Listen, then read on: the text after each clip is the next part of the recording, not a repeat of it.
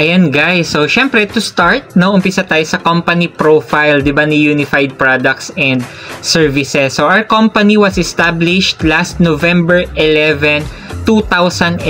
No, kaya kung titingnan natin, syempre, yung company natin is 12 years na, 'di ba? So ongoing, 'di ba? Patagal yung company natin. So masasabi natin na sobrang stable na talaga siya, 'di ba? And growing po yung company, 'di ba? And yung business natin. So this was established by our President and CEO, si Mr. Emmanuel Pascual. So dati po siyang accountant, no, by profession.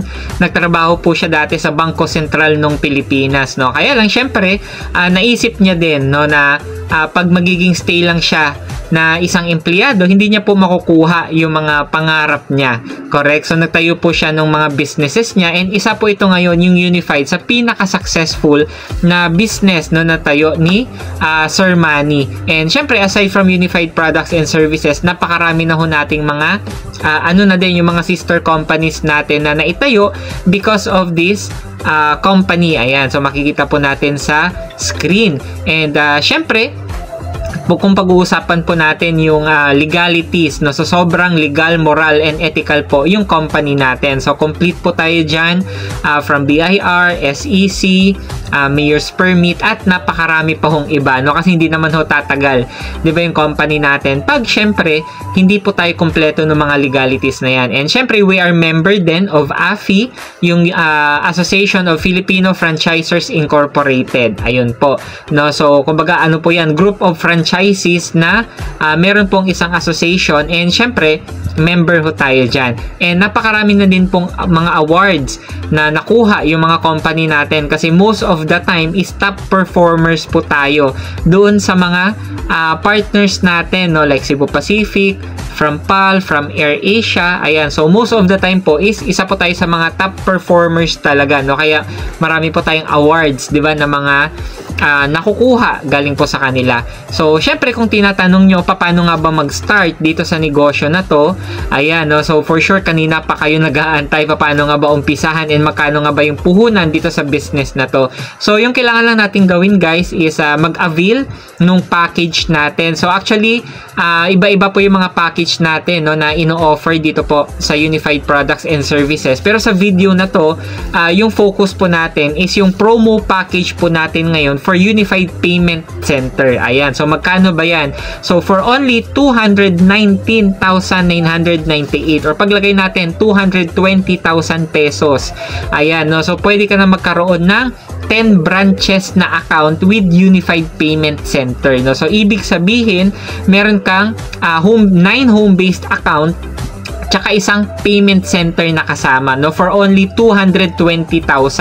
So yung regular price po nung ating payment center talaga is ganyan din, 220,000 din, no. Pero since naka-promo po tayo, so automatic naka 10 accounts ka na, no. So pwede mong paggamit yan, yung mga ibang account sa mga kamag-anak mo, sa mga loved ones mo, di ba? Pwede din silang mag-business ng home base, and ikaw pwede ka magtayo nung sarili mong Unified Payment Center talaga yung may pwesto.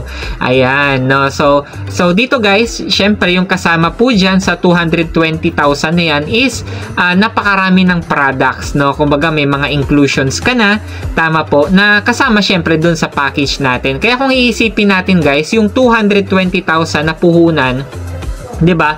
Siguro para sa iba malaki, no, pero kung titingnan natin, maliit ho 'yan.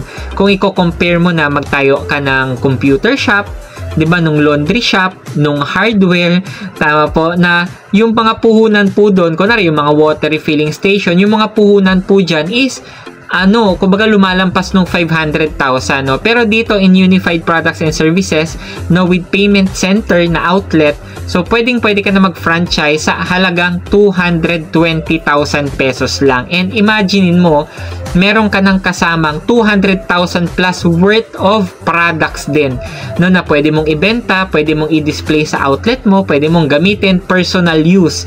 Ayun po, so halos bawing-bawi ka na dun pa lang sa freebies na products natin, no. Pero syempre, yung talagang pinakapanalo tayo, yung negosyo itself, no, na meron po si Unified Products and Services. So ito guys, kung makikita nyo po sa screen, ito po yung mga iilan dun sa mga outlet na na-open or yung mga nag-franchise na outlet sa atin. So as of now, we have more than I think 300 plus outlet, no, na open yung mga franchises natin, and ongoing po yan, dumadami all over the Philippines. Ayan, Luzon, Visayas, and Mindanao. So iilan lang po yan, yung mga ipapakita ko po sa screen. Yan po yung mga nag-opening, yan po yung itsura ng outlet. So kagandahan naman dito guys, wala naman siyang strict na requirement dun sa outlet natin. Depende sa pwesto mo, depende sa space na meron tayo or marerent natin. Pwedeng maliit, pwedeng malaki. Ayan, no? Pero ang good news dyan, i-guide po tayo ng company dyan, no? Tutulungan tayo, correct, kung dun sa about sa mga design and yung mga layout dun para sa outlet natin, syempre. So, yung kasama din dun sa business natin. Tama po. So, since meron ka ng Unified Payment Center, ang good news dyan guys, magkakaroon ka nung all-in-one services natin. No, so ibig sabihin, unang-una, meron kang remittance business. So pwede kang magpadala ng pera, pwede kang mag-receive, no, lalo na ho ngayon yung pinaka booming sa Pilipinas. Ayan, sino ba yan? Si GCash. Ayan, so pwede kang mag-cash in sa mga GCash, pwede kang mag-send sa bank, no, pwede through Cebuana, pwede through Western Union. So meron po tayo niyan. So pangalawa, meron tayong bills payment business, no. So para ka na ding si Bayad Center. So since partner natin si Bayad Center, so halos lahat po ng mga billers na meron sila, meron din tayo, no. So pwedeng magbayad sa atin ng kuryente, ng tubig, ng internet, ano pa ba, yung mga credit card, no. So at marami pa hong iba. Ayan. So pangatlo, may loading business tayo. So pwede ka mag-load ng all network, no. May airline ticketing business tayo, no. So pwede, para ka talagang travel and tours, di ba? Para kang travel agency, no. Pwedeng mag-book sa atin po ng international and domestic flights, no, kahit saan. Lalo na ho ngayon talaga yung mga Pinoy, ano tayo sabik na sabik tayo, di ba? Na miss nating mag-travel. So ang dami na talagang nagta-travel ngayon, especially international. So pwede po tayong kumita nung malaki dyan. So aside from that guys, meron tayong insurance business, no, personal accident insurance, and meron din tayong health, no, under MaxiCare.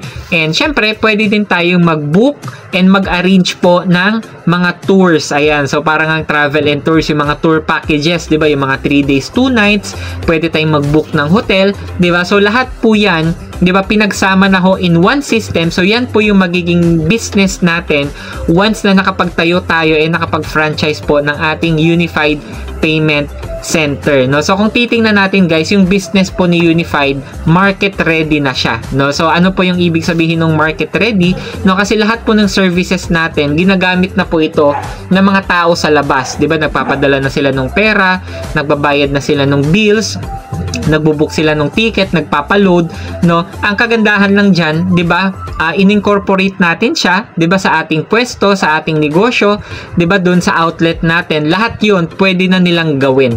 Tama po, instead na pumila pa sila sa malayo, bumiyahe pa sila sa ibang lugar para lang makapag-transact ng ganitong services. Pag meron kang Unified Payment Center sa lugar mo, for sure papatok at papatok po yung negosyo natin. And since may promo po tayo ngayon, 'di ba, na yung ating tawag ba nito?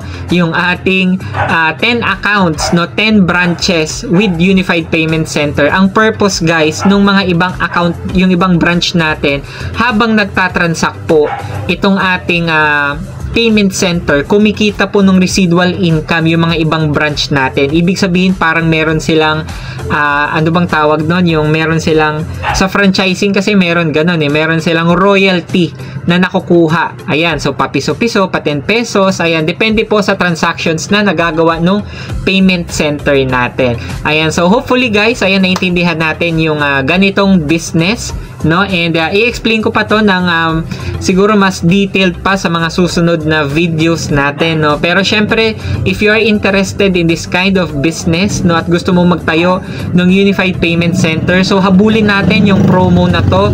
So hindi ko lang sure, wala pang update yung company, no, pero ongoing pa po ito this January 2024. So hopefully ma-extend, no, by February 2024 din, para at least mas marami pang makaipon and makapag-avail po nung ganitong franchise. And if you're interested, ilalagay ko po yung mga contact details ko dito sa baba or dyan po sa may description box natin. So, pwede nyo po akong i-contact directly para ma-assist and mag-guide ko po kayo sa pag-start din ng ganitong business. So, with that guys, God bless po sa ating lahat. To God be the glory. Keep safe po tayo and Happy New Year po sa ating lahat.